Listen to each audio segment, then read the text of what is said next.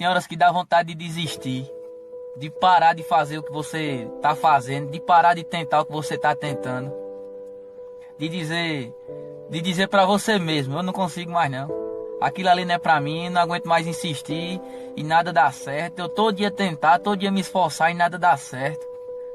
Mas é nessas horas aí que nós temos que manter nossa fé de pé. De ter fé para nós superar esse tempo ruim.